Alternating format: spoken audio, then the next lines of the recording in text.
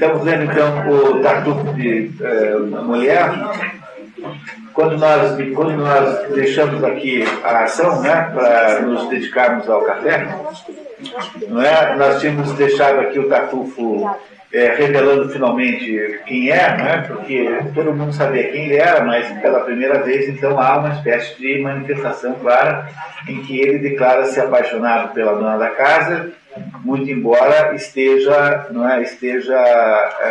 tenha recebido a promessa da mão da filha, não é? Que aparentemente é uma moça muito bonita e tal, e o Tartufo então aparentemente cai no golpe que lhe é pregado pela empregada, a Dorina, que é a entidade. Se o Cleanto, como eu falei para vocês, representa o polo de consenso da história, a Dorina representa o polo de, sagacidade, no sentido prático. Assim, ela é esperta, essa Dorina. E essa Dorina, então, é que montou esse plano para obrigar o Tartufo a lutar pelo casamento do Valério com a Mariana, para não ter que sofrer a denúncia, não é? que seria que a Elmira faria contra ele, não é? por tê-la cantado, né? Fundamentalmente é essa a ideia. Todos então chegaram até aqui? Todos conseguem lembrar da história? Bem? Todos aí então? Vocês lembram de mim? Então continuamos, né? Eu estava pensando em botar chope no coffee break, mas acho que continuamos, né? Cena 4 então, por favor, vamos lá. Furioso, Dani sai do esconderijo e interrompe a negociação. Não, senhora, não. Nisto eu não fico mudo. Num canto estive, ali onde pude ouvir tudo. E para lá levou-me a proteção celeste, para bater de vez a infâmia dessa peste. E da vingança justa, enfim, abrindo a via, destruir de sua perfídia, infâmia, ação bravia, se enganar meu pai, e à luz do dia expor o celerado audaz que vos propõe amor. Então, Davi dizendo que vai botar tudo em pratos limpos. Elmira pede orientado para evitar o escândalo, mas Danis diz que outras razões lhe convêm. Faltava que o traidor seu perdão extorquisse. O rapaz, voluntarioso, decide desenganar seu pai do infame cheio. Danis repassa o relatório que faria seu pai, enquanto Elmira adverte em que é sempre pernicioso furtar com falas vãs a calma de um esposo. Apesar de que a solução de haver o escândalo também não é má, porque isso também iria resolver o problema do casamento da moça, né? Mas por alguma razão, ela intuitivamente acha que não vai dar certo isso. Vamos ver se o Dalmis terá sucesso na sua denúncia. Na frente de Orgon, já informado por seu filho dos acontecimentos com Elmira, Tartufo exagera grandemente as acusações contra si e faz-se de vítima perseguida. Como um meliante, um cão, tratar e enxotar. Sim, por cruel que seja o opróbrio que lhe expõe, eu sei que merecia ainda maior vergonha. O estratagema funciona e Orgon, no lugar de expulsar o devoto, fica indignado com o próprio filho. Como? Ousas tu, traidor, com bárbara impostura, tentar de tal virtude enxovalhar a alvura? Tartufo manipula Orgon, fingindo compaixão por Danis. Não deu certo, porque aí o que faz o Tartufo? Ele fala assim: eu de fato sou um monstro, não sou só isso, não, eu sou um monstro muito pior do que isso. Eu mereço a fogueira para dizer o mínimo. Ele então se auto-exagera das acusações que são feitas, aumenta muitas outras, outras. E aí o Orgon vai achando que aquela acusação é real. E aí então rebela-se contra o filho, como se o filho estivesse tentando caluniar o Tartufo. Deu completamente errado. Mas é um burro de dar vontade, mas é burro de doer. Quer dizer, é um negócio assim inacreditável. Quer dizer, é uma burrice desumana. É inacreditável uma coisa dessa. Tartufo encena uma afetadíssima cena de misericórdia para com Danis. Perdoai-o, ó Pai do céu, como eu estou perdoando. Continuando o teatro, Tartufo ameaça abandonar a casa se for para o bem da família. Ah, meu irmão, rompei debates tão cruéis. Vejo que trago aqui a discórdia e a desgraça, e sinto que é mistério abandonar a praça. Deixai que eu parta. Como um fugitivo, atirar-lhes tão já de outro ataque o motivo. Orgon, perturbado com a possibilidade da partida do devoto, decide doar todos os seus bens a Tartufo. Olha só, tenta imaginar uma coisa desse tamanho, uma burrice desse tamanho não é possível. A gente diz assim, então, não, acho que eu vou embora, se é para o bem do pai da família eu vou embora. Não, peraí, eu vou doar tudo que eu tenho para você. Não, quero que ao nariz do mundo a frequenteis. Dar-lhe ódio ao meu prazer, e convosco que insisto, para seres a toda hora ao lado dela visto. Acho que nós pulamos um pedaço, minha filha, ou estou errado. Nós pulamos, na verdade, nós estávamos no início daquela citação de fale. Tá bom. Tá? Fale, não deveis culpar esse infeliz. Seria um bem para vós dar descrença ao que diz. Secundar em tal transe um bem qualquer nos traz? Sabeis vós, afinal, do que eu seja capaz?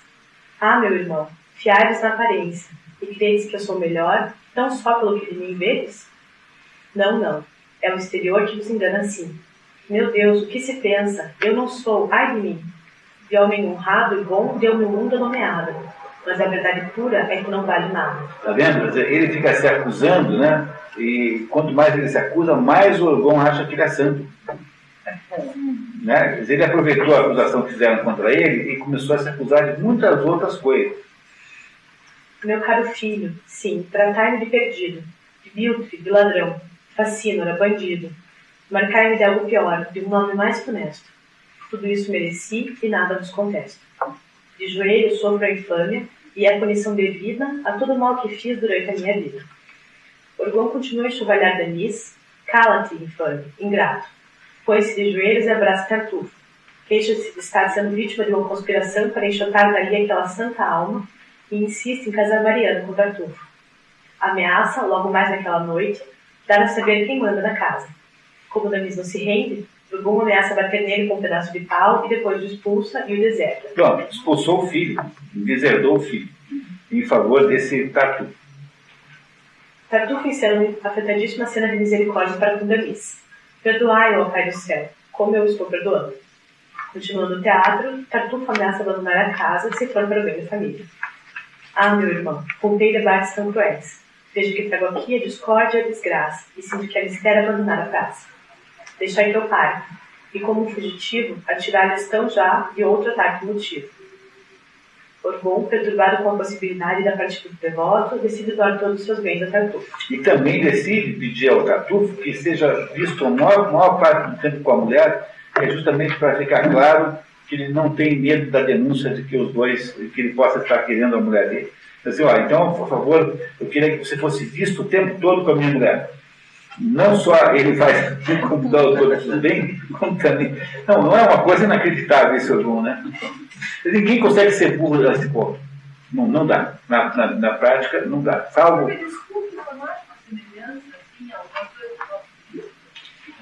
Os nossos políticos estão muito mais espertos do que esse Orgon.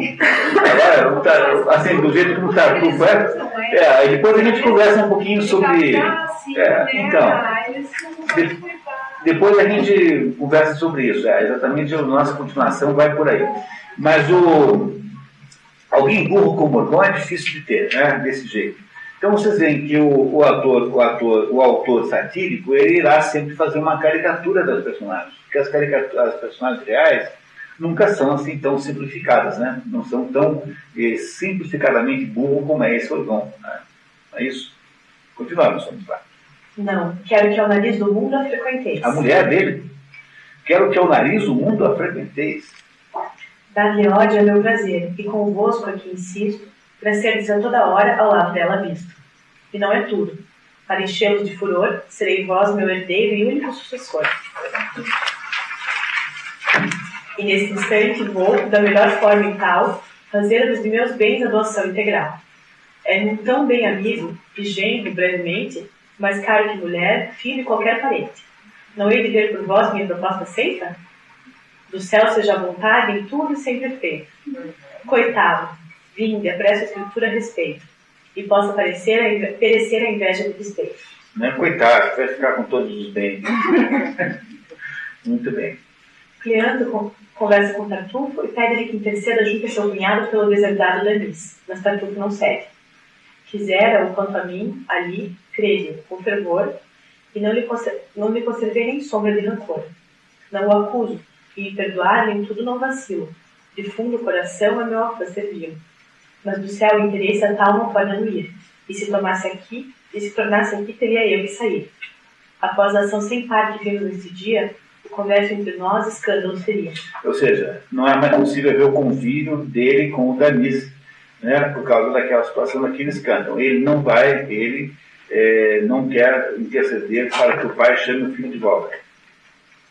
Sabe Deus como o mundo julgaria, e a crítica imputar-me em tal mero ato de política. Diriam eu fingir por me sentir culposo, por quem me acusa, dó e zelo, caridoso, por mais que as leis, assim, da verdade infringisse, a fim de que destarte ao silêncio a infringisse. Quando Cleanto o acusa de tolerar o posse de bens, os quais manda a equidade e o justo que não os quais. A equidade e o justo, o direito, né? Nesse sentido. Quer dizer, o Tartufo tem posse de bens, que é o patrimônio do Agon agora, né? Que diz tanto a justiça quanto o direito em si próprio, e que ele não devia ter, né? Isso não é legítimo. Tartufo diz que sabem que ele é, e assim não haverá quem queira ver naquilo a ambição de uma alma interesseira. Cleanto insiste em chamá-la responsabilidade moral. Em muita sutileza o escrúpulo se enfecha, mas poderá causar-lhe o justo herdeiro a queixa. Deixai, sem vos cansar com interferência vossa, que a seu perigo e risco oferir seus bens possa. Será melhor, por mais que desses bens abuse, que de estar a espoliá-lo, o mundo vos acuse. E o que me admira mais é que, sem confusão, pudesse admitir vós tal proposição. A máxima onde está, do zelo verdadeiro, que autorize o esbulhar-se um legítimo herdeiro? Diz o Cleanto, né? Como é que você, sendo um devoto, como você é, um homem religioso, pode ter feito isso? E se em vossa alma o céu na conjuntura quis incluir tal repugnância a viver com Danis, não conviria então daqui vos retirardes, como um homem de bem, discreto e sem alardes? Sem deixar, numa ação que o jus e a praxe arrasa, que se enxergue por vós quem o filho é da casa? É levar de mais longe o zelo, e é bom ouvinte, digo o senhor. Olha, é uma expressão que os advogados podem aí assumir nas suas defesas. Olha aqui, numa ação que o jus e a praxe arrasa. Ou seja, tanto o direito quanto os costumes estão contrários a essa ação. Não é? É isso. Diz o Cleanto. O Cleanto é sempre o oráculo do bom senso. É sempre o sujeito que está falando para ter juízo, que não é assim, vamos fazer certo, né? O Cleanto é, digamos, o contraponto do Tartufo, sob o ponto de vista. A Dorina, ela é parecida com o Tartufo porque ela também é, digamos, esperta. Só que a Dorina, obviamente, não é má, como é o Tartufo. Mas esse Cleanto faz justamente o contrário do Tartufo. Ele é o sujeito que não joga, que não faz coisas, que não é esperto, que faz tudo pelo certo, que quer levar as coisas de uma maneira correta. Esse Cleanto. Tartufo desconversa. Elmira, Mariana, Cleanto e Dorina esperam a chegada de Orgon para mais uma vez insistir junto ao chefe da família. Chega Orgon cortando um contrato de casamento entre Tartufo e Mariana, que lhe suplica só por um instante desistir dos direitos de pai e a liberar daquele compromisso. A moça implora ao pai: o amor que lhe outorgais em nada há de afligir. Mostrai-o ao mundo, doai-lhe todo o vosso bem. E se isso não bastar, juntai-lhe o meu também. Tudo vos abandono, e como coisa à toa. Mas, pelo amor de Deus, excluí minha pessoa. Num convento deixai que, sob o austero véu, use a vida infeliz que me outorgou o céu.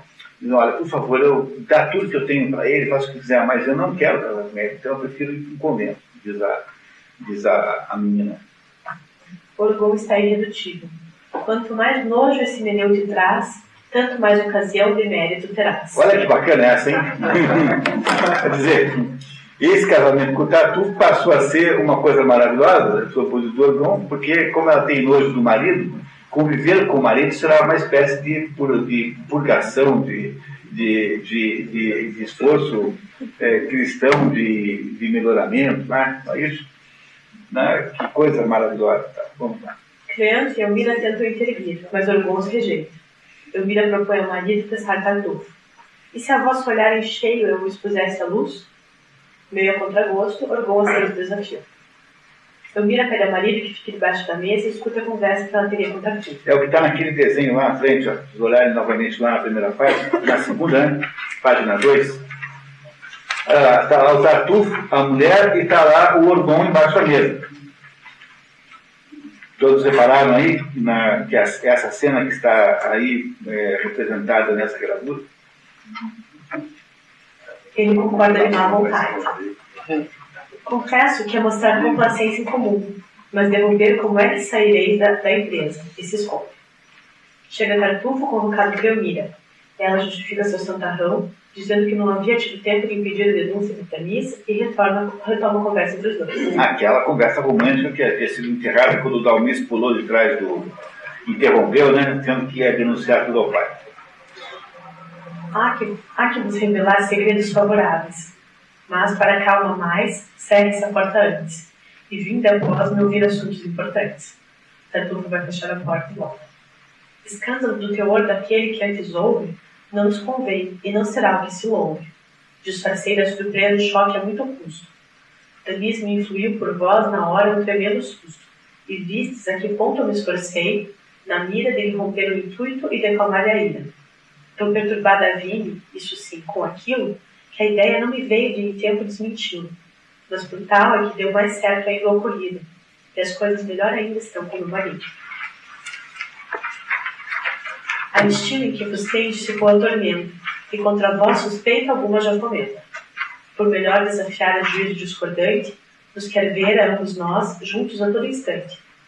E eis porque, sem temer do mundo adverso a vós, posso ver-me encerrada aqui convosco a sós, e vos abrir uma alma assim, de ponta a ponta, a acatar o vosso ardor, talvez por demais pronta. Talvez por demais pronta. O que ela está dizendo para ele é que ela reconsiderou os sentimentos que tinha por ele. É de estranhar o que ouço, e custava admiti-lo. Quando antes vos ouvi, era outro o vosso estilo. Não é? Quer dizer, ele está dizendo que ela mudou. E está agora mais simpática com relação a ele. Elmira continua sua argumentação, atribuindo sua reação anterior à natureza feminina. Sempre o nosso pudor combate em tais momentos, o que já nos influi em mais ternos sentimentos. Quer dizer, ela está dizendo o seguinte, que toda vez que nós nos ficamos assim apaixonados, ficamos com um pudor. Então aí eu reagi por causa disso, por isso que eu tive aquela reação contrária. Por mais que impere o ardor que o coração nos doma, ao confessá-lo, em nós, sempre algum peso assombra. Vergonha, né? Peso, vergonha. Resiste-se antes, mas pelo jeito se entende, que se quer demonstrar que o coração se rende. Que a nossa honra que opõe a nossa boca escuda, e que recusas tais, enfim, prometem tudo. Desta admissão será assaz livre o teor, não estou poupando em tal o meu pudor. Mas já que a vós expôs tudo que agora ouvis, esforçar-me-ia tanto em silenciar Danis, teria eu tanto tempo e com tanta doçura de vosso coração escutado a abertura? E a oferta encararia então sobre essa face, se a voz da virtude em mim não abafasse? Ou seja, a voz da virtude nela já está se abafando, ela já não está tão certa de poder conter, né, está tentando deixar os sentimentos que ela tem se manifestarem. E quando lá empenhei tão grande esforço meu para vos dissuadir daquele outro Emeneu, que vos podia dar tal instância a entender, a não ser que algum preto estão a vos render, e o temor que talvez a projetada boda cindisse uma afeição que a gente almeja toda? Pronto, está aqui sugerindo que ela está interessada nele. Espertamente, Tartufo existe uma demonstração real daquela afeição.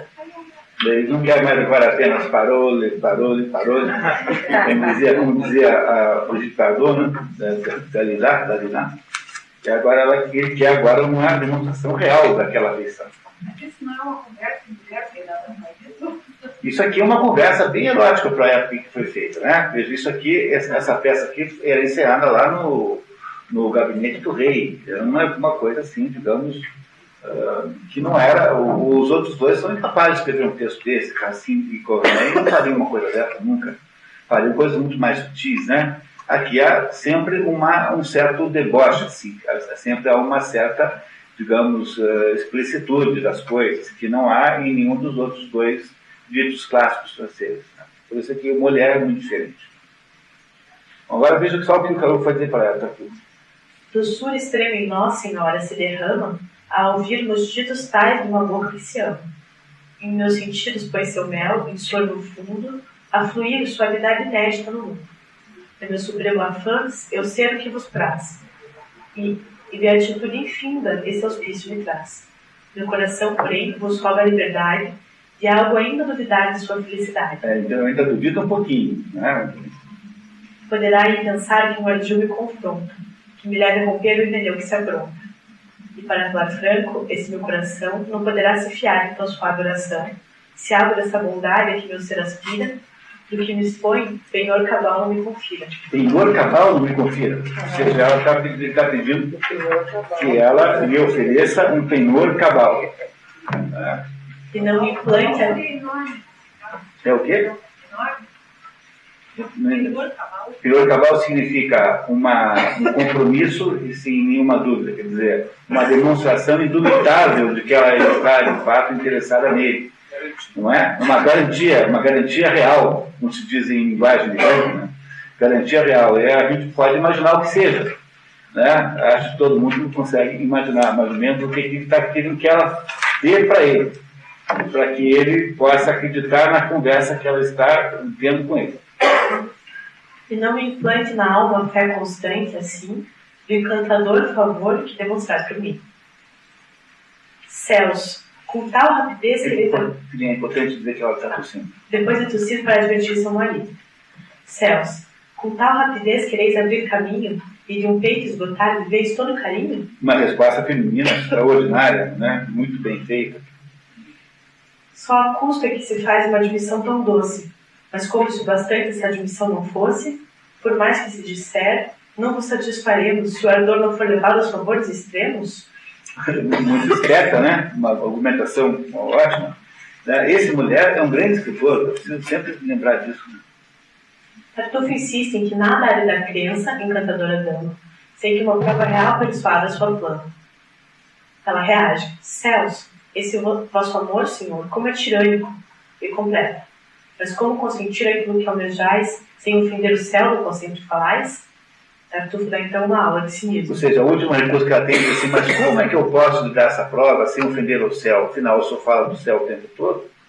Então, como é possível nós fazermos isso que você está me propondo, esse penhor cabal, se você o tempo todo está falando de céu? Como é que faz para não ofender o céu? E agora aqui o Tartufo, numa genial passagem literária, ele diz de fato quem ele é. Reparem que interessante. Se a tal se opõe tão só da ofensa ao céu o susto, garanto-vos livrar do obstáculo sem custo. Cedei ao gozo, sem que o temor vos moleste.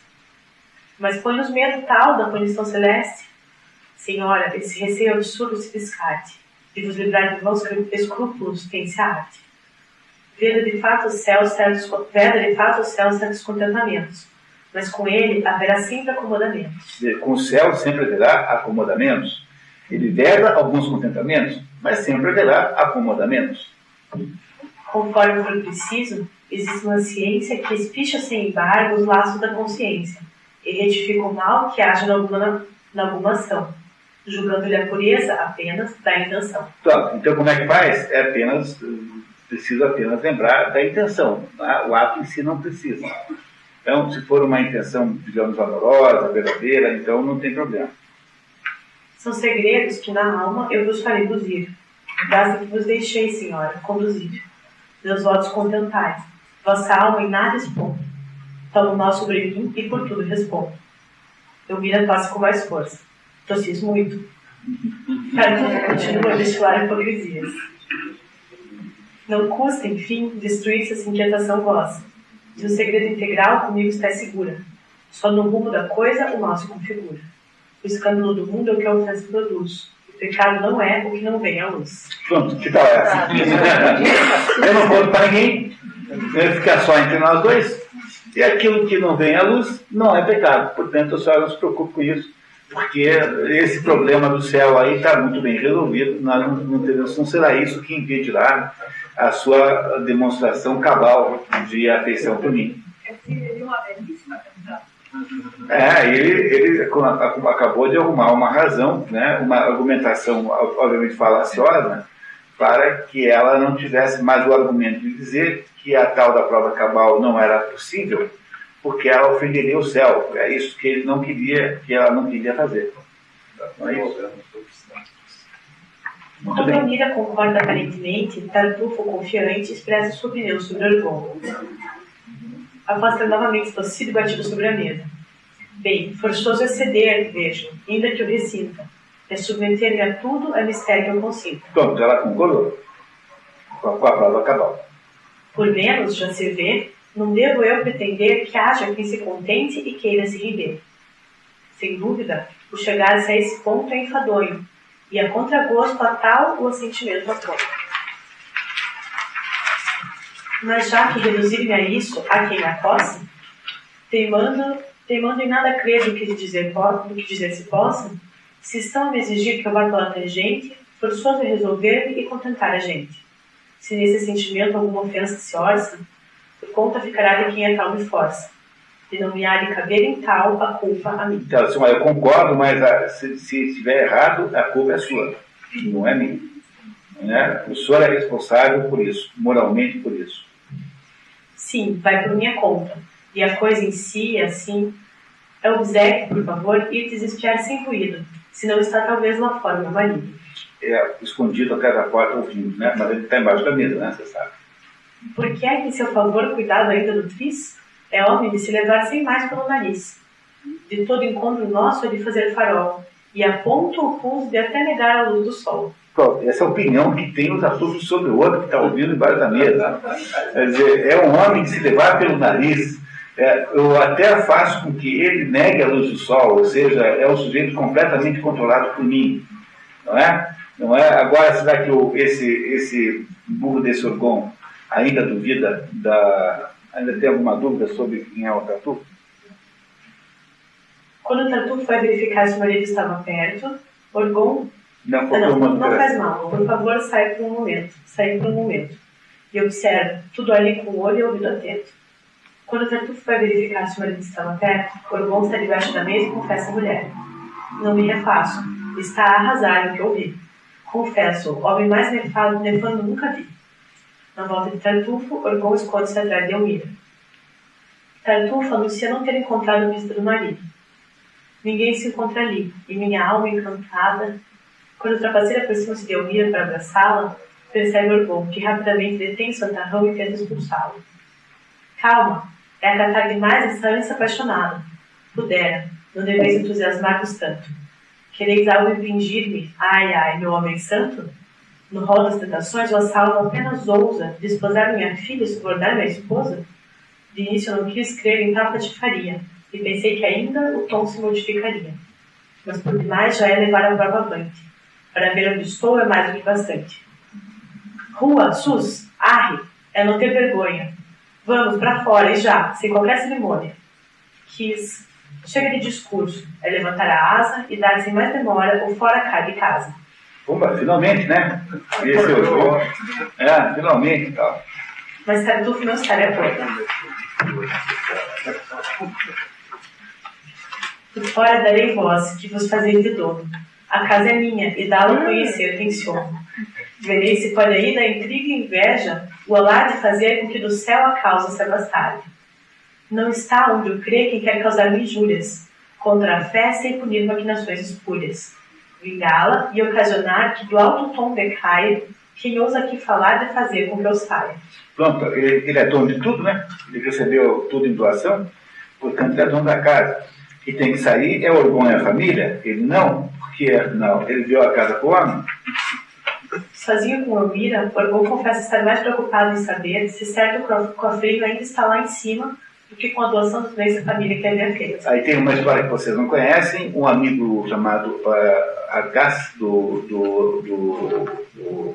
Orgon havia dado a ele, havia fugido da França e deixado com ele lá aos cuidados dele um cofre onde havia documentos que o comprometiam porque o fato histórico que não está escrito na peça é que durante o governo de Luís XIII, os Luíses, né, teve vários Luíses, entre eles o São Luís, né, que é Luís IX, né, Luís IX, as 9, né, São Luís 9, né, que é santo, né, foi quem fez a Sainte-Chapelle em Paris, aquela maravilha extraordinária, conduziu os ares, que é um homem santo. E tem, esses Luíses todos são a casa de Bourbon, acaba com Luís XVI, que é o que é guilhotinado.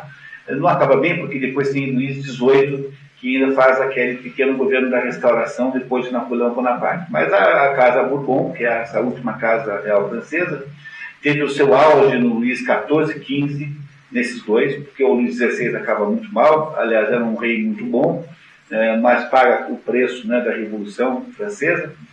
E o Luís XIII era um homem fraco, dirigido por Cardeal Richelieu, que é uma figura de grande importância. O Cardeal Richelieu lidava com uma nobreza muito agressiva, muito exigente, e o Cardeal Richelieu havia feito uma porção de restrições de poder à nobreza quando mandou na França.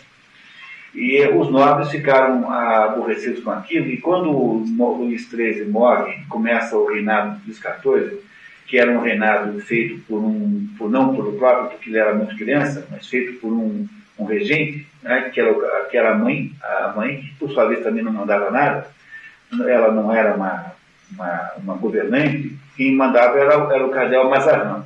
E o Cardeal Mazarin, então, defrontou-se com uma rebelião da nobreza chamada La Fronde, chama-se assim, essa rebelião, que durou muitos anos, da qual saíram várias consequências graves, muita gente morreu, a nobreza rebelada contra o quê? Contra a tentativa que o rei fazia, né? Ouvia, obviamente, o Mazarin, de continuar as limitações que Richelieu havia estabelecido à nobreza. Não é? Essa revolta aristocrática, chamada La Fronde, é a tal da revolta a que esse amigo do Organ havia participado e estava, então, comprometido, aqueles documentos comprometiam esse amigo, pois o Organ havia entregue, já que o tal do Tartuffe era o seu confessor, né, era o seu digamos, gestor espiritual, entregou a ele o cofrinho com todos aqueles documentos dentro. Então, quando o Orgon vê que o Tartuffe vai embora, fica com medo que ele tenha levado junto aquele cofre com, portanto, não só comprometedores para o amigo, mas para ele também, porque é que ele estaria escondendo as provas? Ele, Orgon, podia ser visto como traidor, tanto quanto o Argas. É esse o tal do cofrinho que o Orgon teme que ia ser levado embora pelo Tartuffe. É óbvio que foi levado embora pelo Tartuffe, né? Muito bem. Continuando. Orgon lamenta-se com seu cunhado de ter entregue a Tartuffe o cofre onde haveria documento secreto de seu amigo Argas. E aqui tinham seus papéis, ao que pôde dizer-lhe, que além dos bens também envolve sua vida. Os documentos incriminariam Argas numa conspiração contra o rei e poderiam mandá-lo para o cadafalso. Essa conspiração é La Fronde, né? Não está escrito aí, mas vocês sabem que é La Fronde. De fato existiu. Isso, NDE, La Fronde. Não sei o que é que significa. Não, mas é o nome que está essa conspiração. 1648. 1648 a 1653. Isso. Cleanto acusa seu cunhado de imprudência. Orgon, revoltado, promete mudar sua atitude para com devotos. Telisei doravante horror e ódio medonho, e contra eles me vou tornar pior que um demônio. Cleanto diz que ele está sempre a se lançar num noutras festas.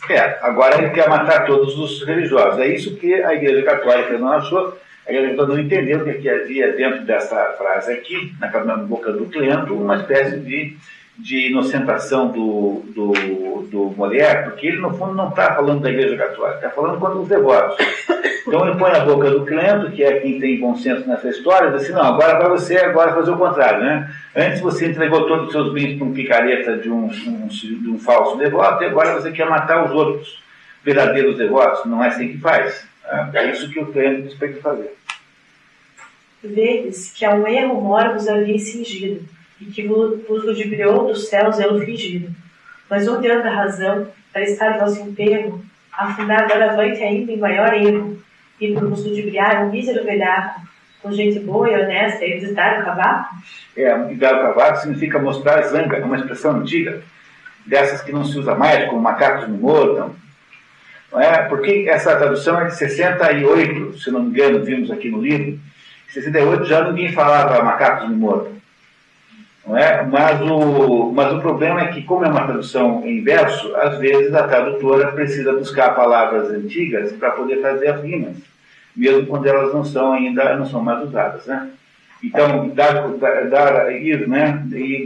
cavaco é alguma coisa que ninguém fala assim, hoje eu vou lá com o meu chefe e vou dar-lhe o cavaco. Alguém fala assim? Não. Então, ninguém mais sabe o que significa isso.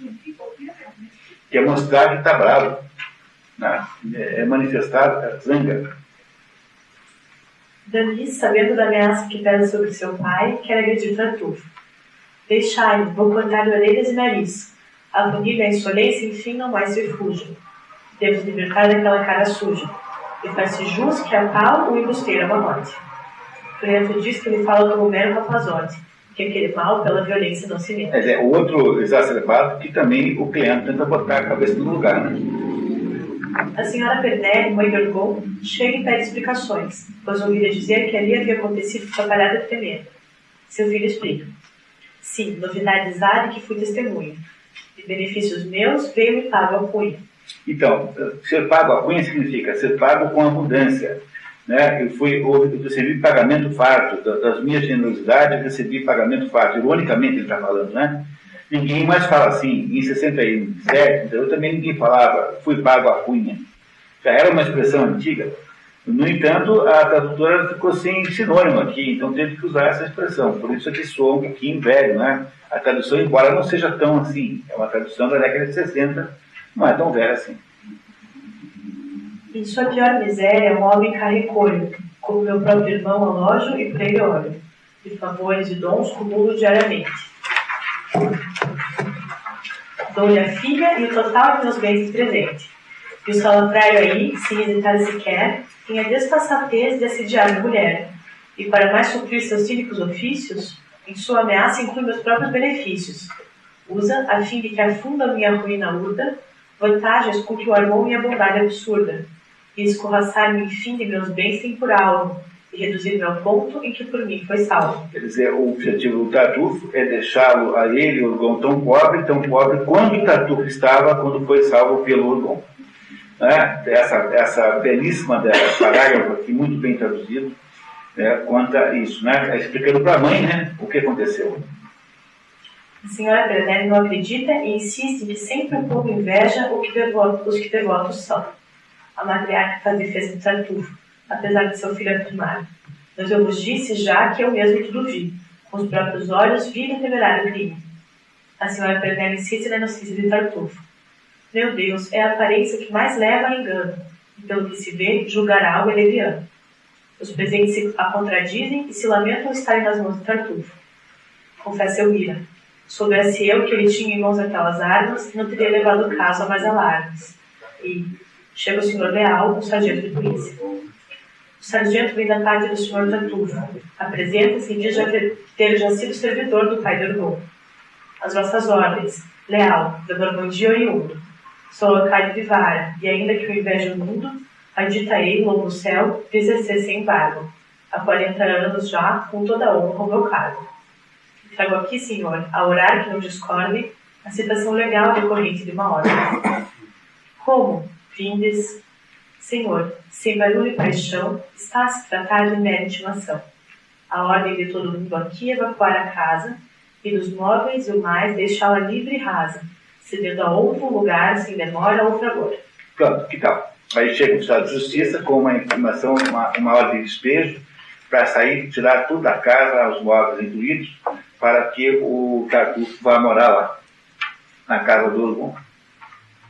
Não é? Muito bem. O senhor Leal confirma que a casa agora pertence a Tartufo. Damis reage agressivamente e o sargento ameaça com um processo verbal. Dorina, à parte, comenta que aquele senhor Leal tem carranca bem desleal. Leal, com hipocrisia, Diz que havia trazido para si o caso para evitar outro oficial, cujo proceder talvez os agravasse. E para demonstrar tal consideração, dá à família um dia de prazo para desocupar a casa, contando que possa passar a noite lá com os 10 homens para colocarem para fora, logo na manhã seguinte, até o último utensílio e objeto. Os moradores reagem com insultos, mas Cleanto intervém. Ponha-se a isto fim, já basta. Dai-me aí o vosso papelucho e, por favor, saí. A coisa ficou boa para a família do Orgon? E tal essa. Tem 24 horas para ir embora da casa. Para o Tartufo assumir a casa, que afinal de contas agora é dele, né? Foi doada aí. É generoso, Deixou levar os móveis, está certo.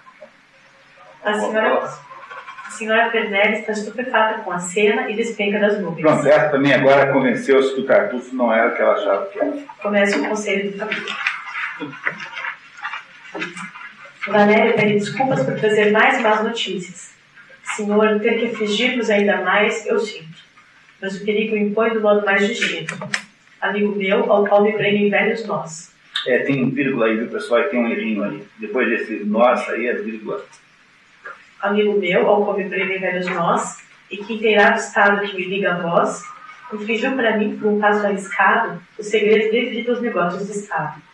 E o aviso que me veio por seu cuidado à luz, a uma fuga imediata os passos os reduz. Quer dizer, um amigo dele, ligado ao governo, disse a ele que o Orgon vai ser preso a qualquer momento, porque o Tartufo levou lá aquela caixinha lá para o rei, e o rei então mandou prendê-lo como cúmplice de conspiração.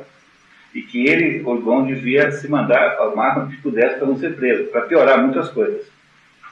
O cínico impostor que a febre dos jubilava fez a uma hora ao monarca uma acusação brava. Ele entregou a armar ainda essa infâmia nova, um cofre de papéis, de um réu de Estado à prova, do qual disse, o dever do súdito ignorando, quisesses ocultar o segredo da infâmia. Ignoro por menor do que ele nos imputa, mas sei que de um mandato a ordem já se executa. E para levá-lo, ainda é ele quem se atreve a acompanhar quem vem por vós prender em breve. Valério prepara o como para fugir. Golpe tão fulminante só se apara a fugir sem perda de um instante. Orgon dirige-se apressadamente para a saída.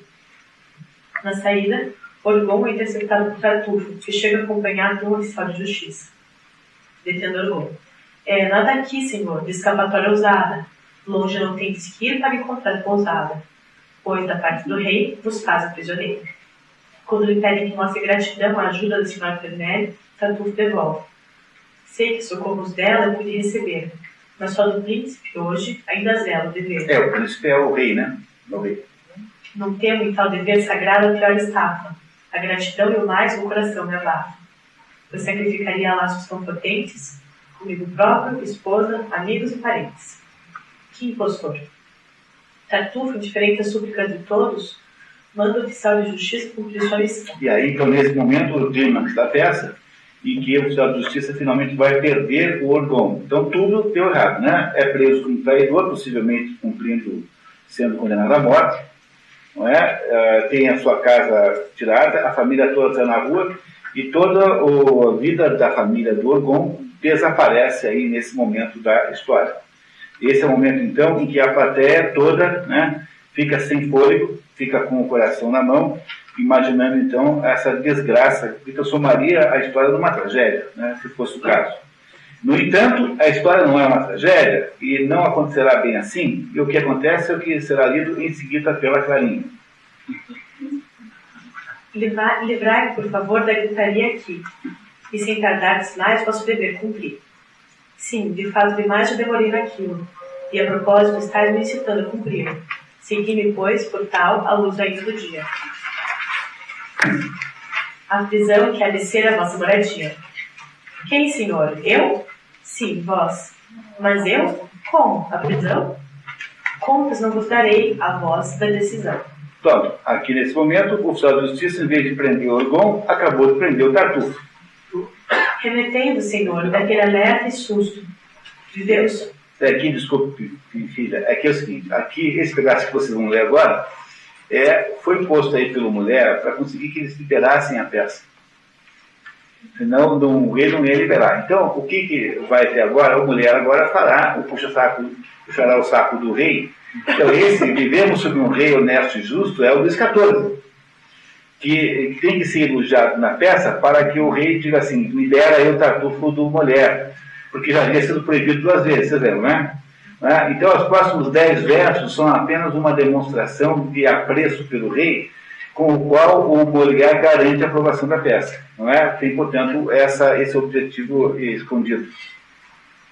É o oficial de justiça discursando sobre o que aconteceu, né? Falando bem do rei. Então, remetei-vos, senhor. Remetei-vos, senhor, daquele alerta e susto. Quer dizer, descanse, calma, não se assuste mais, refaça-se do susto que você tiver. Vivemos sob a lei do príncipe mais justo. Luís XIV. A fraude adverso lê nas almas. Não me ilude toda a arte da impostura e da falsa virtude. No critério sem par que sua alma registra, sobre os objetos lance em linha reta a vista. Nenhuma hipocrisia encontra nele acesso, e a luz de sua razão jamais permite o excesso. E dá a gente devoto uma glória imortal, mas sem cegueira faz refugir zelo tal. E o amor ao que é genuíno, a visão não lhe cerra, a todo o horror que o gato espúrio em si encerra. Nem vingariam desse as tramas atiladas. Sabe-se subtrair as mais sutis ciladas. De início penetrou com viva claridade, de coração tão negro grau de iniquidade. Da própria infâmia, aliás, traiu o homem o esquema, e por lance feliz da equidade suprema, soube-se ser falsário e notório custeiro, já procurado sob o nome verdadeiro. E é um longo pormenor de torpezas e escórias, que volumes até encheriam de histórias. Então, veja, o rei, esperto como é, de acordo com a descrição aqui do oficial de justiça, desconfiou que aquele homem era uma espécie de delinquente e já o conhecia de outras circunstâncias, não é? E foi investigar a situação, não é? É isso. Então está aqui o mulher falando bem, dizendo que o rei é um gênio, né? Porque o rei desconfiou do tal do embusteiro.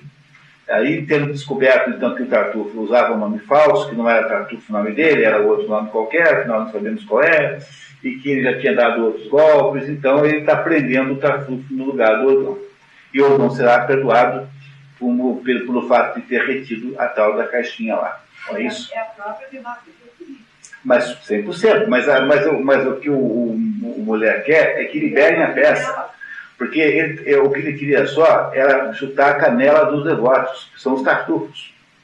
Ele precisava continuar fazendo isso, e fez até 1970 2.500 vezes isso. Ele só estava interessado em liberar essa peça. Então ele faz esse final aqui, que é um final absolutamente estratégico para que o rei libere a peça.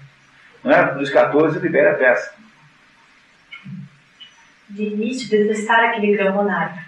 Nele da ingratidão e deslealdade a marca. Seu novo crime a respectiva acrescentou. A conduziu aqui, tão só me carregou, para ver se a impudência até o fim levaria, e para expor-lhe aqui toda a patifaria. Sim, de vossos papéis, e que ele se dono, quer que entre as vossas mãos faça subir o abandono. Rompe todos os nós com soberano tom, da escrita que lhe faz de vossos bens o dom. E sobre a oculta ofensa, enfim, a esponja passa, em que vos fez tombar um amigo de desgraça. Passa a esponja no que fez tombar um amigo de desgraça. O rei desconsiderou o fato de que o Orgão andou guardando lá os documentos daquela conspiração. Né? E o papel em que o Tartufo havia recebido a doação também foi destruído, quer dizer, tudo voltou a estaca zero. O Orgão está livre e continua de posse do seu patrimônio.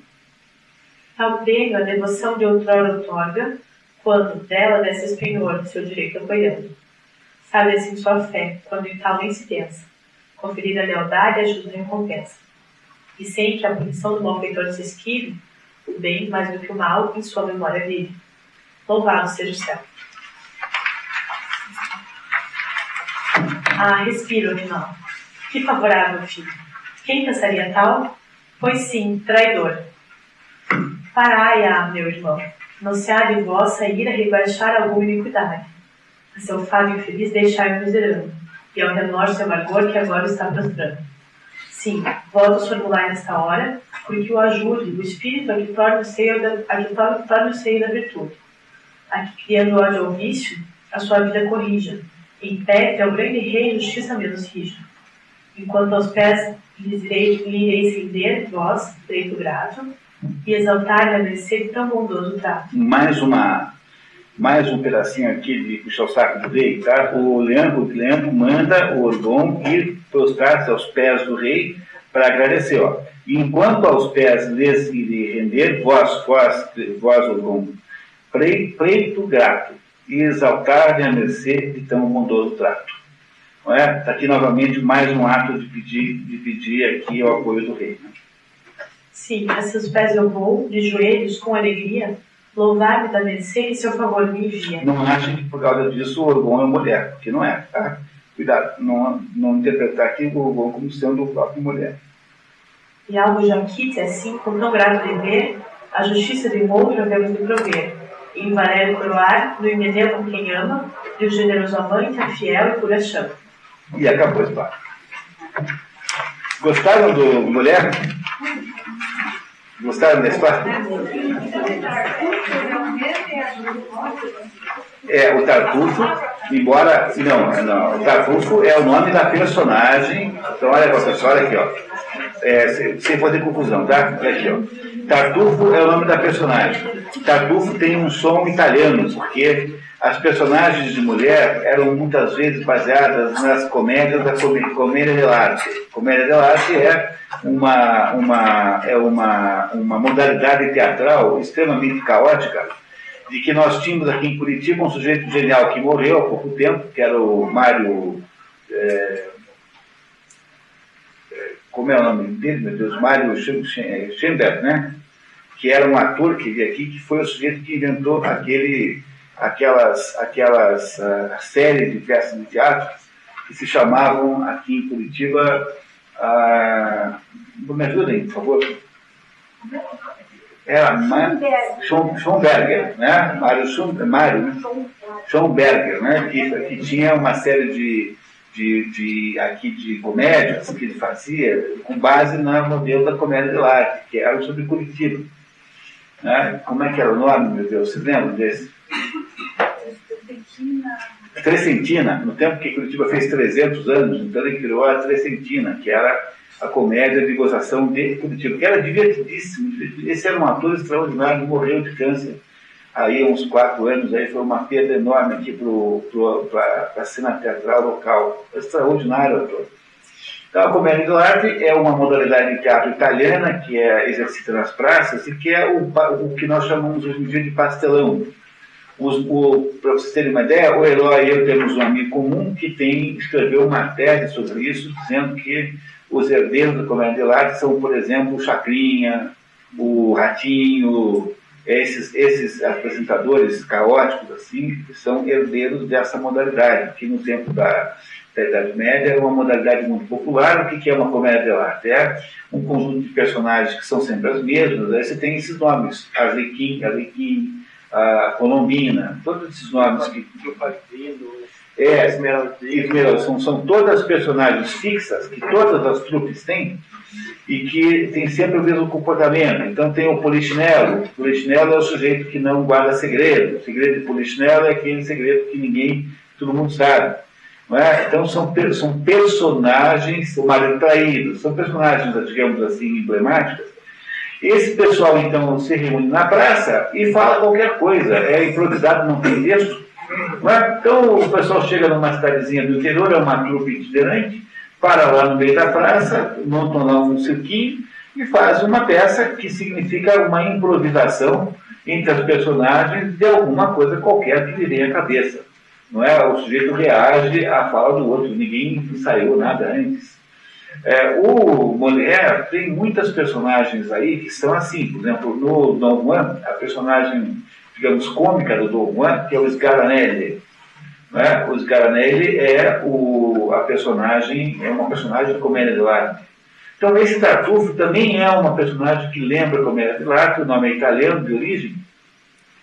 E ele era apenas uma personagem, mas passou a ser para digamos assim, né? Passou a ser para o mundo, digamos, da cultura, como sendo o sinônimo do hipócrita.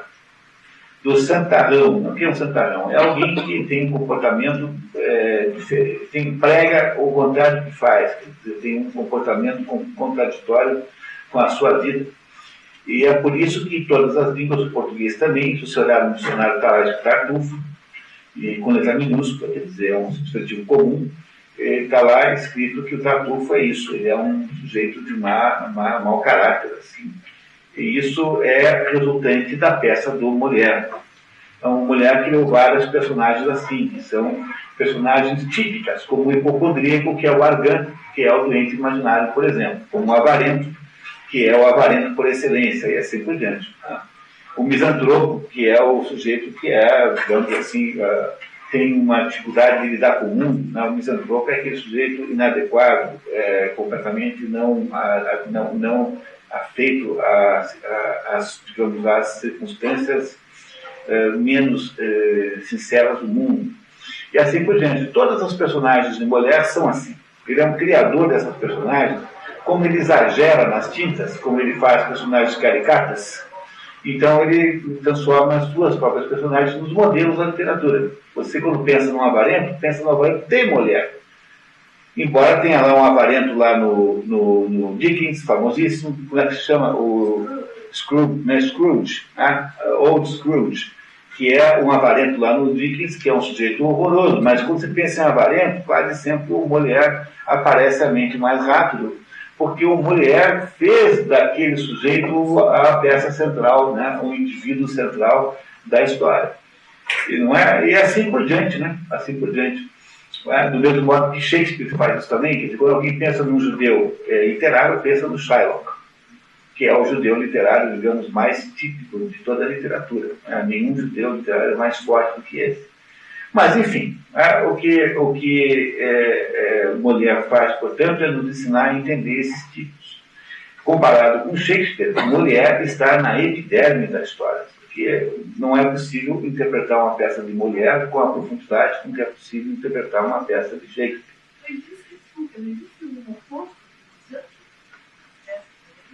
Filantropo. Então, a filantropia é o sujeito que gosta tanto da humanidade, que dá todos os seus bens. Mas cuidado o seguinte, hein? Cuidado, hein? Que o misantropo, ele não é um sujeito, ele é, sobretudo, alguém que tem dificuldade de adaptação à humanidade. Quer dizer, o misantropo, no caso do... Não é o comum. Não é o comum, isso mesmo, não é um exato contrário. Porque, na verdade, o contrário do misantropo, no sentido do celeste, o nome do misantropo do é celeste. O que é o celeste? É um sujeito que acha inadmissível falar qualquer coisa que ele não sinta de verdade, que não seja verdade. Então, chega lá um poeta lá com um soneto para ele ler. Então, ele lê aquele negócio, vai falar, isso aqui é uma porcaria. Você devia fazer qualquer coisa, ao menos escrever poesia. Isso aqui é um lixo total, uma porcaria, né? E ele ofende lá o outro fulano que estava esperando uma palavra de apoio. Assim, Então, ele o misantropo do Molière, é aquele sujeito que capaz de pegar uma mentira social. Porque há vários tipos de mentira, né? Há um primeiro tipo de mentira, que é a mentira, digamos assim, aceitável, que é a mentira social, que é aquela que você dá para o operador de telemarketing para ele parar de te amolar. Entendeu? Eu já comprei um canguru essa semana, não quero comprar um canguru. Então, essa mentira é uma mentira que permite que a vida continue. Não há nada de errado nessa mentira social. É uma mentira, digamos, completamente branca. Agora, há pessoas que são incapazes de aceitar isso. E são pessoas que transformam as suas vidas num desejo inferno. Porque o sujeito, nessa ênfase de ser sincero completamente, torna-se uma pessoa insuportável. Há um certo grau de mentira social que é aceitável e não é patológico.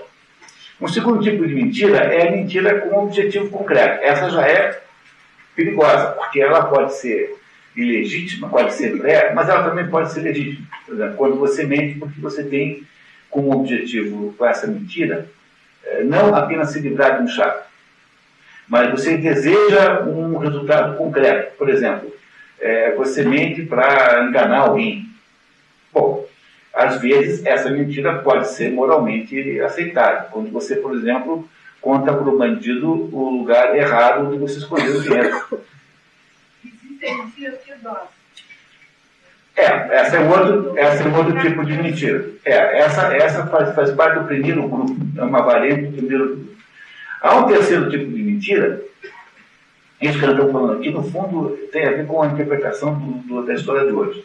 Há um terceiro tipo de mentira, que é a mentira, digamos, a mentira patológica, que se chama de mitomania.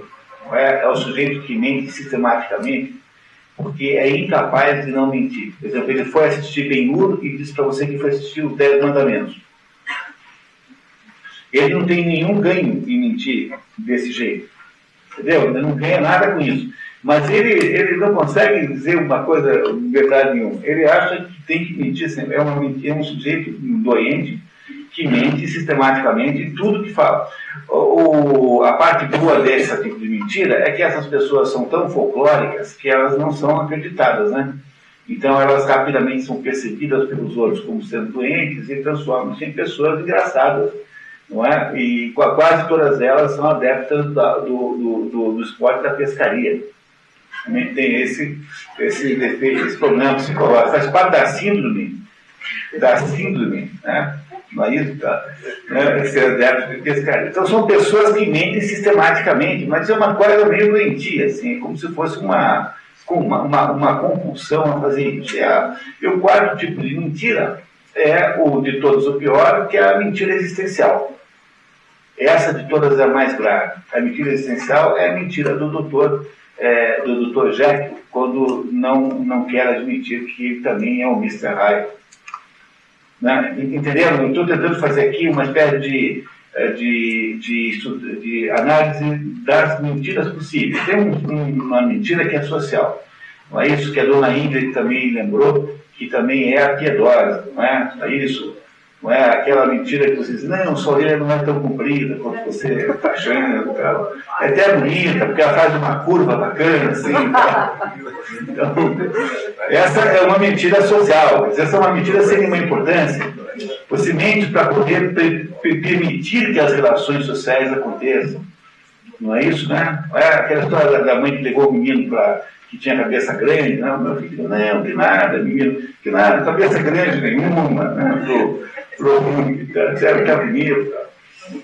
Então, essa é uma mentira sem nenhuma importância. A segunda mentira é a mentira que tem um propósito. A mentira é que você tem um objetivo de mentir. E esse objetivo pode ser mau, mas às vezes pode ser bom.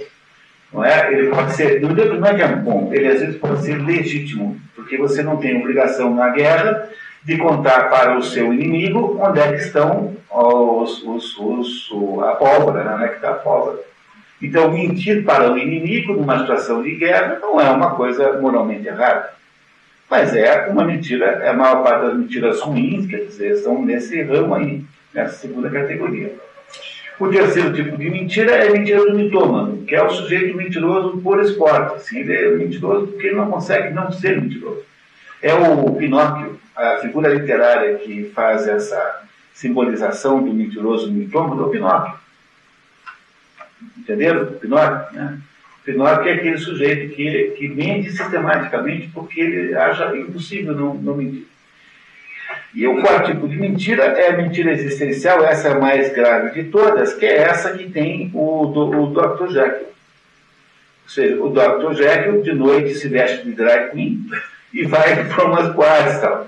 Ele pode, não é que ele não possa fazer isso, se quiser pode, mas ele não admite que é ele quem está fazendo isso. Então o sujeito mente para a sua própria identidade, quer dizer, ele não admite a sua verdadeira identidade. O literato que trabalha melhor esse foco, que tem a melhor obra, chama-se Luigi Pirandello. Luigi Pirandello escreveu toda a sua obra em torno desse problema, né? Que é a mentira existencial. Pirandello é italiano. Italiano, né? O Pirandello tem obras magníficas. Aqui no programa do Pirandello tem 6 personagens à busca de um autor, que já foi, e esse ano nós temos o finado Mattia Pascal, que eu acho que não está aí no primeiro semestre, né? No segundo semestre temos o finado Mattia Pascal. Só um adendo, assim, então, desde o inglês, o Mr. Hyde é aquele que se esconde. É isso, né? Não tenha percebido o sentido, né? É isso? Jekyll é Jekyll. mato. Também pode fazer essa mesma Mas aí interpretação. uma variante bem estragada, né? Mas seja como for, né, é dado da mesma pessoa que tem. É um termo muito interessante no inglês americano, que ele cumprimenta ali, porque o John, por exemplo, o John é um Jack, diz assim, hijack, oi Jack. E existe o verbo hijack, que é Sequestrar. Então tem os dois sentidos. Então, Eu bem. está matando a verdadeira pergunta. Então eu diria que de todas as mentiras, a mais interessante psicanaliticamente, certamente é a quarta. Porque a terceira deve ser muito. Né, a terceira não chega a motivar grandes emoções, né?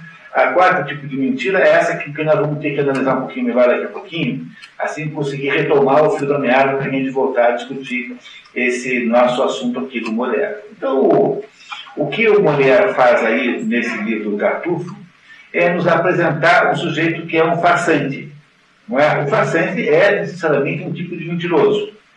Ele não é um mentiroso, porque ele é um mentiroso de qual tipo? Dos 4 tipos. A mentira é uma coisa que mais ou menos é o quê? Não, peraí, veja só, pessoal, a mentira é uma coisa que acompanha a vida humana, né? Quando eu digo para vocês não perderem o Pato Selvagem, é porque o Pato Selvagem é o maior estudo que a gente já fez sobre a mentira. Não é? O Pato Selvagem é a história de uma mentira e as suas consequências, né? As consequências, o Pato Selvagem do Ibsen. Só no próximo encontro, que é 15 dias, porque a gente não tem tempo hoje, né? Não, daqui a 15 dias, é o próximo livro, né? O Pato Selvagem. Eles estão assim juntos, porque justamente eles são parentes de assunto, embora sejam livros muito diferentes em épocas muito distantes. Não é isso? Não é? Portanto, o problema a situação que o Tartufo quer dizer, ele é um farsante, é a expressão mais adequada para fazer, mas um farsante necessariamente um mentiroso. Não é? E aí a questão é saber se ele é um mentiroso. Por quê? A questão fundamental do livro. Sabemos que ele não é um mentiroso social, porque isso certamente ele não é. Sabemos que ele não é um mitômano, ele não é um mentiroso sistemático. Portanto, restam só 2 possibilidades. Ou ele é um mentiroso existencial, ou é um mentiroso por conveniência, digamos, uma conveniência, um mentiroso com um objetivo concreto de ser mentiroso. Esse é o problema que nós temos que resolver aqui no Tartufo, para tentarmos entender, em certa maneira, como é o livro. Bom, ele mente de causa própria. Como é que nós podemos fazer para saber qual é, de fato, a razão pela qual como é que nós nos ferimos essa dúvida, né, entre o mentiroso que está querendo alguma coisa e o mentiroso que é o mentiroso existencial? Sabendo se ele mente para si mesmo ou não. Muito bem, tá? Ele mente para si mesmo ou não? Não mente. Bom, se ele não mente para si mesmo, ele é um mentiroso estratégico. Ele quer alguma coisa pela qual, né? Não é isso? Para cuja obtenção, ele usa a mentira como instrumento. Porque o Dr. Jekyll, ele no fundo, ele tem uma espécie de desejo, porque o livro é muito simbólico, né? O que é que se imagina que o Dr. Jekyll faça de madrugada? Cai na gandaia, né? É claro que ele irá produzir assassinatos, aquele Mr. Hyde é um monstro, na verdade. Mas a gente não deve interpretar assim muito no valor de face, porque no fundo ali você está falando de um livro da Inglaterra puritana. Ninguém faria, se fosse o Oscar Wilde que tivesse escrito o livro, talvez não o Stevenson, né? Talvez fosse um outro jeito de contar a história. Mas a simbologia do Dr. Jekyll e Mr. Hyde é uma pessoa que tem vida dupla, fundamentalmente isso. Então, o que tem a vida dupla, ele não mente para si mesmo. Ele mente para si mesmo muito mais do que o outro.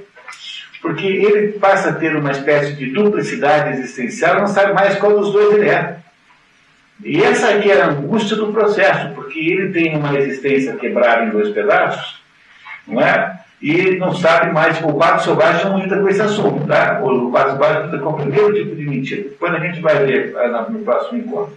Mas o Mr. Hyde e o Dr. Jekyll, eles são a mesma pessoa com uma fração, uma fratura de ego, de existência, de personalidade. Mas a nossa necessidade de segundo assim, que aparenta ser uma coisa. Ah, bom, mas aí tem que saber por que é assim. Porque se for como o Mr. Hyde e o Dr. Jekyll, é porque isso é uma psicopatologia grave. É um negócio grave que o sujeito não sabe mais quem é. Vocês compreendem? O Pirandello lida sobretudo com esse problema. Entre os livros do Pirandello tem um chamado Henrique IV, que é um livro magnífico, é uma peça de teatro que não tem tradução em português, infelizmente. Você acha com facilidade nas outras línguas. E até você sabe de uma tradução? Alguém souber de quando? Porque eu nunca vi. E o Henrique IV é um rei, é um príncipe, um imperador da Alemanha, e o sujeito, belo dia, acha que ele é o imperador Henrique IV. Mas ele não é o imperador Henrique IV, ele é um sujeito qualquer lá. E ele, aos poucos, convence-se com tanta autoconvicção de que ele é o Henrique IV, e, em princípio, os empregados da casa ficam achando que ele é meio maluco, então concordam com ele só para não perder o emprego, né? De fato, o senhor é o Henrique IV e tal. Não é isso? No entanto, na medida que vai passando o tempo, o sujeito, todas as pessoas da casa começam a achar que o sujeito é Henrique IV mesmo. E aí, quando chega nesse ponto, ninguém tem mais ideia de quem de fato a pessoa é. Porque houve uma espécie de fratura da personalidade tão forte em que a pessoa não tem mais capacidade de reação ela perdeu a capacidade de distinguir quem é. Esse é o desastre do Dr. Jekyll e do Mr. Hyde, porque ele não tem mais controle sobre a sua própria existência, ele não sabe quem é. Mas o Tartufo não parece ser isso de modo nenhum, não é? Ou seja, nós não temos nenhuma indicação, digamos, explícita disso, mas não parece para nós que ele tenha qualquer espécie de confusão. Ele, no fundo, ele sabe muito bem que ele está mentindo, sabe completamente que ele está fazendo uma coisa errada, porque ele, no fundo, é apenas um vigarista. Não é isso? Vocês compreendem isso? Não é? E porque o mais notável nessa história, é isso que devia nos chamar a atenção aqui numa análise desse livro, é saber o seguinte: por que é que, afinal de contas, um sujeito, um vigarista como esse, consegue uma quantidade tão grande de sucesso como ele consegue? Porque os nossos políticos também conseguem. Porque o quê? Os nossos políticos também conseguem. O nosso político consegue também, né? Não é isso? Mas a primeira conclusão é simples, né? Quer dizer, esse expediente, ele tem capacidade de funcionar até um certo ponto? Tem, não é? Tem capacidade de funcionar até um certo ponto. É claro que todo mundo imagina que essas pessoas um dia irão ser desmascaradas, como foi o Tartufo. Mas vocês certamente terão percebido que o desmascaramento do Tartufo na história é um desmascaramento quase como se fosse um deus ex machina. No tempo dos gregos tinha uma figura do teatro grego que chamava-se Deus ex machina, que chamava-se assim porque na peça de teatro havia uma espécie de grua que na hora H, quando estava tudo empassado, não tinha solução para nada, aparecia lá Deus, um Deus qualquer no palco, que era levantado e trazido por uma espécie de grua, portanto máquina, né? E que caía no palco assim e que resolvia a questão. Por exemplo, na peça Medeia, que nós temos aqui no programa esse ano, no final da história, eu não posso contar para não estragar a história, né? Mas no final da história aparece um deus ex machina tão grosseiro, mas tão grosseiro, que o Aristóteles na Poética diz que é um exemplo de como não se faz teatro, aquela parte final, porque a peça é ótima até o ponto final, até o último momento. Talvez se não fosse a censura, esse final não funciona. Talvez, né? Talvez. Ele teve que mentir, porém.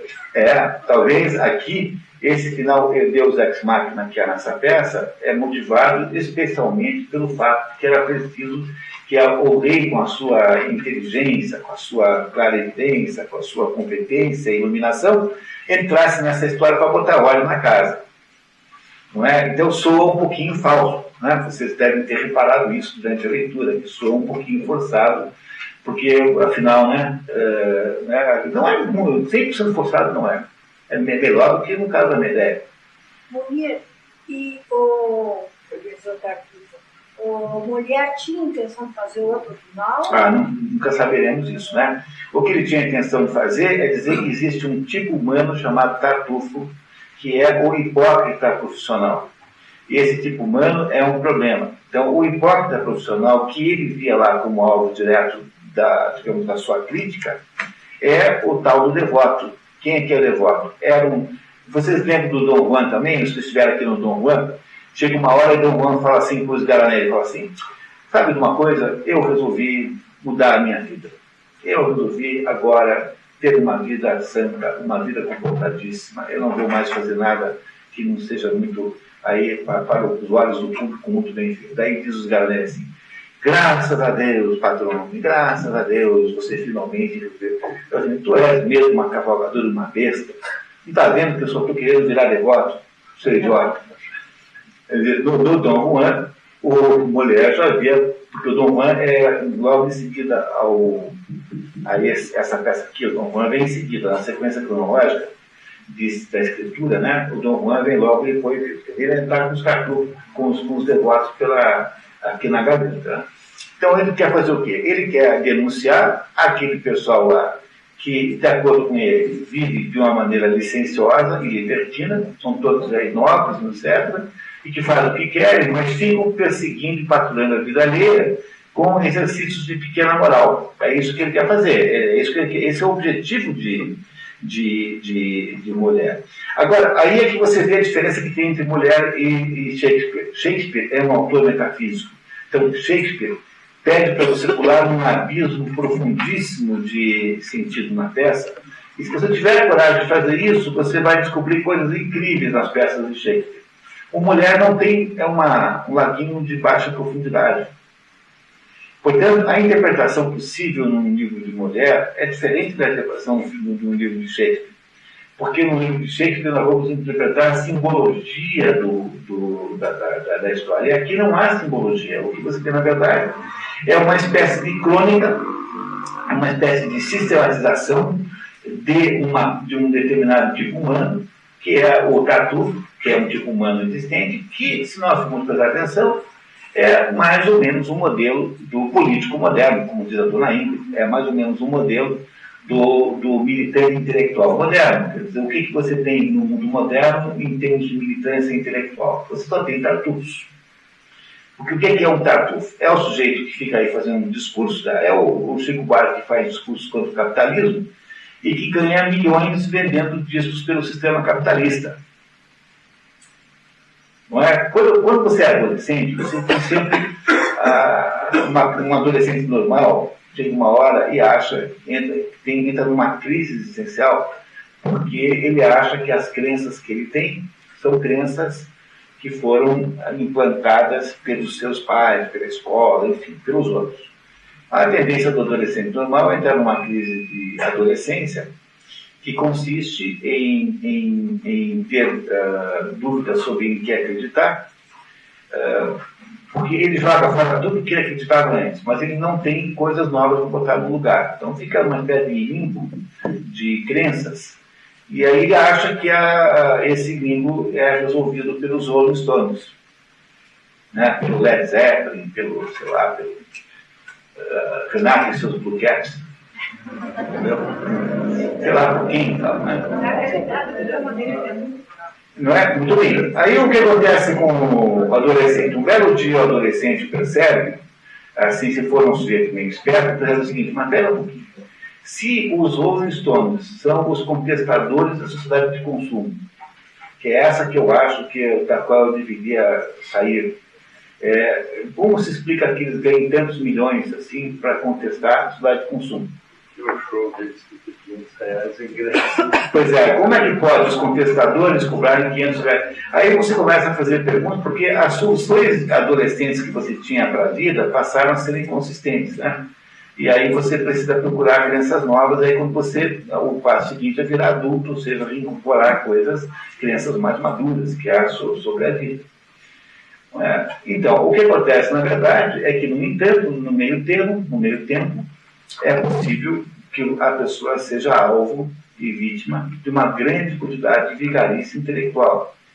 Portanto, nós temos hoje no mundo, digamos, uma comunidade intelectual que nada mais é do que isso. Quer dizer, é uma comunidade intelectual que vive falando mal do capitalismo, por exemplo, da economia de mercado, mas é paga pelos impostos recolhidos na economia do mercado sem que tenha que necessariamente retribuir por eles com a necessária competência, podendo fazer-se facilmente uma carreira universitária com base numa absoluta e total enganação e tapeação dos outros. Ou seja, aquele sujeito que está lá, sentado numa cátedra pública, fazendo discursos contra os outros, transformando-se numa espécie de regulador moral da sociedade, e por alguma razão estranhíssima, a imprensa, quando quer saber a opinião de alguém que está acima do bem e do mal, pergunta para um professor universitário a opinião dele. Né? Essa gente que está lá em cima, pendurada nesse status de bem e do mal, são fundamentalmente tartufos. Né? São pessoas fundamentalmente envolvidas. É incondicional, né? Incondicional, assim, tipo, eles têm o bem e o mal incondicional. Né? Não existe uma contestação, porque não eles chegaram no bem e o mal. Não é só isso, quer dizer, criou-se como decorrência natural dessa ideia, dessa percepção, a ideia errônea de que a opinião de um funcionário público é mais valiosa, moralmente falando, do que uma de um funcionário privado. Ou seja, como se o funcionário público tivesse mais palavra, fosse mais honesto necessariamente do que alguém que trabalha nas lojas americanas, ou trabalha, sei lá onde, na casa do país. E isso é da natureza do argumento de autoridade. O argumento de autoridade não provém dos menos abastados intelectualmente, mas sim daqueles mais privilegiados. Mas pois justamente é por isso que o Tartufo é o Tartufo. Porque ele não consegue ser o Tartufo se não tiver alguma espécie de autoridade. E qual é a autoridade, então, que ele se arroga e que dá a ele a legitimidade que faz com que ele ganhe orgulho? Religião. A autoridade espiritual, a autoridade religiosa. Porque o Tartufo não é o Tartufo porque ele é o Tartufo, mas é porque ele representa, digamos assim, um conjunto de valores que não são ele, que são os valores religiosos. Ele é uma espécie de modelo de cristão. Tanto é que a senhora Fernelli, quando a elogia, diz que ele está fazendo o papel de divulgação do verdadeiro cristianismo, do verdadeiro catolicismo. Ele fala aqui, eu me lembro onde estava falando aqui, que ele tira o remorso, né? Assim, o arrependimento, ele tira esse dilema, ele faz as coisas sem pensar numa... Esse é naquela hora que ele convence a Hermina, né? Não é isso? Dá para lá cavalo, não é isso? Quer dizer, ele precisa retirar a culpa daí, porque ele tem que viver com a culpa, né? E como é que ele lida com a culpa? A culpa é o resultado de um conflito moral. Né? O que nós chamamos de culpa é o resultado do conflito moral. Como nós somos seres humanos, todo ser humano normal tem necessariamente conflitos morais. Portanto, não é possível você imaginar uma existência humana que não tenha culpa. Tá? Nós adoraríamos que fosse assim. Tanto é que nós criamos o adágio que não existe pecado do lado de baixo do Equador. Por quê? Porque nós adoraríamos que a vida fosse uma vida sem culpa. É o maior de todos os sonhos brasileiros, é esse. Mas o problema é que não dá para você propor tirar a culpa, porque se você pede a Deus para não ter mais culpa, ele acaba transformando você numa samambaia. Porque esse que é o perigo de fazer esse tipo de pedido. Você não consegue deixar de ser humano, né? Você não tem culpa, não é mais ser humano. Estruturalmente, digamos, ontologicamente falando, ou seja, na descrição da existência humana, a culpa é absolutamente obrigatória e verdadeira, tem que existir. A culpa decorre do quê? A culpa é um sofrimento moral. Esse é o sofrimento moral vem do quê? Do fato de que você não sabe o que fazer. Quer dizer, se o Tartufo estivesse verdadeiramente vivendo uma existência... O Dr. Jekyll vive um problema de culpa moral. Tanto é que ele sofre porque ele está dividido. Ele sofre terrivelmente. Ele amanhece todo dia jogado no chão, passa 3 dias muito mal, ele sente muita culpa, mas o Tartufo não sente nenhuma, porque ele é um vigarista intelectual. Não é? Ele é um vigarista intelectual. Então, se vocês olharem para o Tartufo, Quais são os instrumentos que ele usa para ser tartufo? Como é que se tartufeia os outros? Não, vamos olhar bem concretamente. Né? Ele tem que ter, antes de mais nada, o quê? Ele tem que estar munido de valores que não são dele, ou seja, valores maiores e que os outros aceitam como tal. Se ele aparecesse como líder de uma seita satânica, não seria recebido lá na casa do Orgon. Ele só é recebido na casa do Orgon como é, porque ele representa os valores cristãos, que de alguma maneira são os valores predominantes aí na França nessa época em que a história acontece. Não é isso? Primeira regra o primeiro primeiro instrumento de ação que o tartufo tem é ter valores que não são seus e que são compartilhados pelo outro. Não é isso que ele faz? Segundo, ele tem que parecer que não tem vantagens em defender isso. Por isso é que ele se faz de pobretão o tempo todo e diz que ele é um pobre coitado, de um perseguido, não sei o quê, que ele não tem nada e que ele dedica a sua vida àquela causa. Não é isso que ele faz? Não é? Terceiro, ele tem que contar a história certa. Quer dizer, ele tem que ter, como você disse agora, alguma retórica. Quer dizer, ele tem que ter a capacidade da linguagem certa. Ele não pode ser prepotente, ele tem que parecer humilde, ele tem que parecer, não apenas, além de ser devoto, tem que parecer devoto. Não são esses os truques que ele usa?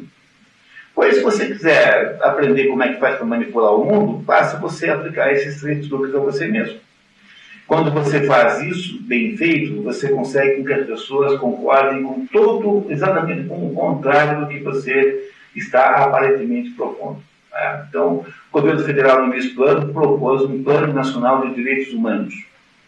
Reparem como esse Plano Nacional de Direitos Humanos de todas as barbaridades que se fez no Brasil até hoje, essa é a maior, porque é uma peça de totalitarismo absoluto e completo. Tem lá uma regra que é assim: os órgãos de comunicação vão ser ranqueados por um critério de envolvimento social, ou seja, nasce a censura sem que alguém saiba que é censura. Quando alguém invade uma terra, então não há mais jeito, não há mais possível você ir à justiça pedir para desinvadir. Você tem que negociar com uma comissão que é composta justamente pelos sujeitos que invadiram. Ou seja, a comissão que fará a decisão de quem é que tem razão é composta pelos sujeitos que invadiram a sua própria terra, pelos primos deles, digamos assim. Não é? E assim por diante. Ou seja, se você pega a tal do Plano Nacional de Recursos Humanos, ele é uma somatória de barbaridades indescritíveis. Mas como é que se faz? Como é? Bom, ainda bem, né? Mas veja, percebam que é um negócio tão maquiavélico que tem uma chance grande de sobrar ainda. Por quê? Porque assim, aí quando o negócio saiu, todo mundo ficou bravo. Mas como é que o pessoal fica bravo? É assim, a igreja não gostou que está escrito lá que não pode mais ter crucifixo na sala de aula. Então a gente fala assim, não queremos esse item aqui. O resto tudo bem.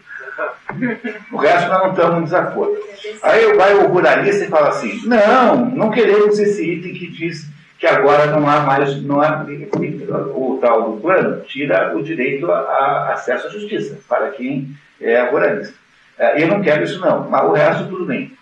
Então, na medida em que há apenas uma reação pontual de contrapor-se a pequenos itens, o que acontece com quem propôs é que ele atenua um pouquinho cada um deles e faz passar o grosso.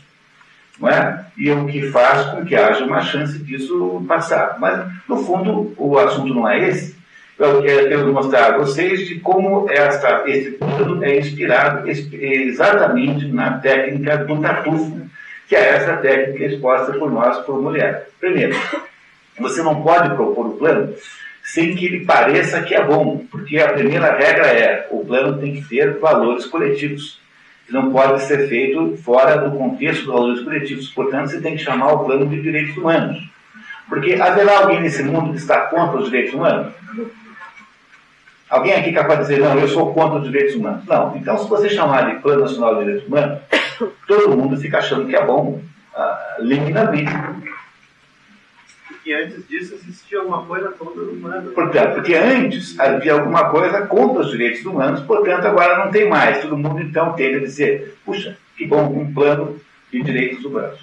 Então, isso é a abordagem tartúfica de fazer o negócio, porque o Tartufo está falando dos valores cristãos com os quais todo mundo concorda. Todo mundo, no nosso mundo, digamos assim, religioso, né, que a maioria das pessoas não tem mais sensibilidade religiosa, a valores religiosos, os direitos humanos viraram a religião, digamos, que substitui os valores religiosos anteriores. Então você diz que é direitos humanos. Então todo mundo já olha para você com bons olhos. Mas aqueles que estão propondo dizem que não é para eles não, que é para os outros. Ou seja, eles não serão beneficiados com isso, porque eles não são sem terra, porque eles não são jornalistas, porque eles não são meios de comunicação. Portanto, você também está garantindo a segunda condição, não é? De que você não é beneficiado daquilo. Você está inocente, necessariamente, porque você, afinal de contas, não ganha nada com isso. E o terceiro golpe que você dá é contar, então, essas coisas, fazer a redação disso de uma maneira extremamente benevolente, né? Que é para usar as expressões do tipo, para o avanço da relação social, para que haja a inclusão social, para que haja a sustentabilidade da sociedade, coisas do gênero. Pronto, se você fizer isso bem feito, o que acontece é que todo mundo concorda. E todo mundo, anestesiado pelo método que você fez, Tartufo, concordará com isso. Quando, na verdade, o que quem fez isso apenas queria era uma única coisa: assumir um poder extraordinário como nunca antes alguém teve. Porque aí você transforma o Estado em mediador universal de todas as questões individuais. Ou seja, aquele sujeito que é bonzinho e parece inocente e que propõe um negócio desse, queria ficar com a cara do Orgon, ficar com a filha dele e com a mulher. Quer dizer, ele queria ficar com as três coisas. E é isso com que eles ficarão se você não tiver capacidade de prestar atenção de quão tartúfica é essa estratégia que se faz politicamente no tempo de hoje, nos dias de hoje. Como é que nós vamos acabar com essa história? Como é que vamos acabar? Eu não tenho a menor ideia. Eu sei que há pouquíssima reação, há absolutamente Olha, quem reclamou? O Estado de São Paulo fez tutoriais contra. O Denis Rosenfeld escreveu artigos maravilhosos contra. A OAB também. A OAB, mas a OAB é sempre aquela entidade meio sem vergonha, que é da sua natureza, me parece, porque nunca vejo do sujeito que sempre um pouco governista, tentando contemporizar. Eu não vi da OAB nenhuma demonstração de repúdio verdadeiro com a ênfase que devia ter dado. Tá?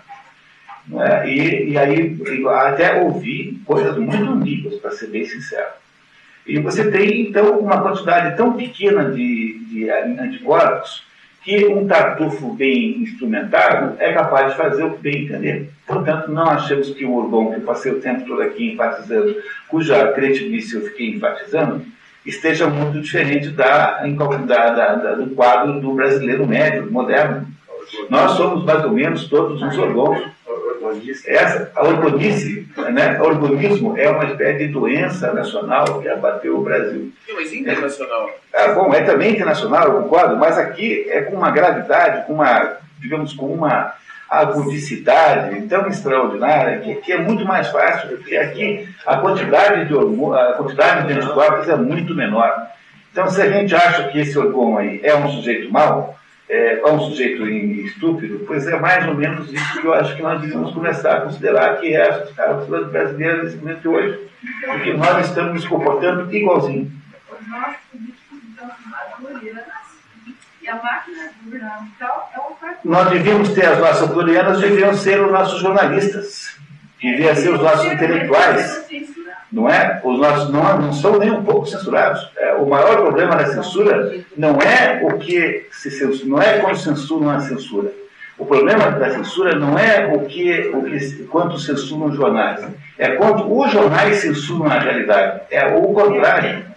Esse é o problema, é exatamente o contrário. Ou seja, depois que você estabeleceu 20, 30 anos de formatação ideológica de esquerda nos jornais, universidades, etc., não há mais dorianas capazes de dizerem assim: isso é uma palhaçada, está errado.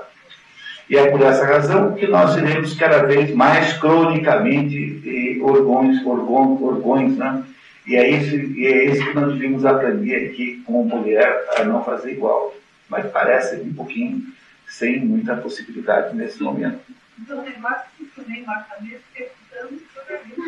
Pois é, se a gente pudesse fazer, se a gente pudesse gravar uma conversa do Zé Dirceu com o Lula e com o Marco Aurélio Garcia e ver o que é que eles dizem que estão fazendo conosco, nós talvez conseguíssemos aí salvar o país. Tinha que alguém gravar uma coisa dessa, uma conversa dessa turma.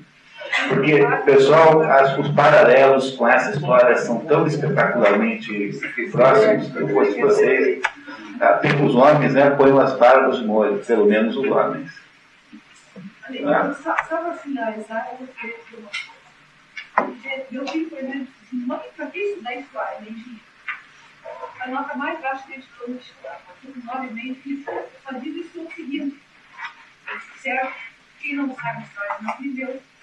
Não entra, não queria repetir ler a primeira coisa. Pois é, vai atacar a Então, a história fica se repetindo. Isso aqui é o que quantas mulheres vivem isso aqui? E nós continuamos na mesma situação. Pois é. Não é? É por isso que eu queria, para terminar apenas, para não amolar vocês mais do que isso, queria apenas dizer para vocês que a literatura, a grande literatura, que é o objeto do nosso curso aqui, ela existe para ensinar as pessoas a serem normais. Esse é o objetivo da literatura, só isso. Então a gente, na verdade, está sempre fazendo aqui uma tentativa de recuperar a normalidade, ou seja, o que acontece quando finalmente o Orgon é desmascarado? Volta-se à normalidade. É isso que nós precisamos fazer aqui. Bom, pessoal, queria agradecer muito aqui ao Sérgio, a Patrícia, que faz o nosso trabalho de bastidores, a Denise, que faz todo o trabalho gráfico, a minha filha Clarinha, que faz a leitura maravilhosamente boa sempre, né? A vocês que fizeram o trabalho de vir aí e desejar que vocês não deixem de vir aqui daqui a 15 dias para assistir o Parque Selvagem, que é uma experiência teatral única. Olha, é uma peça que ninguém leu, tá? Mas é tão bonito, tão maravilhoso, não perca de jeito nenhum, e nós vamos acabar de entender esses aspectos todos aí com o Parque Selvagem.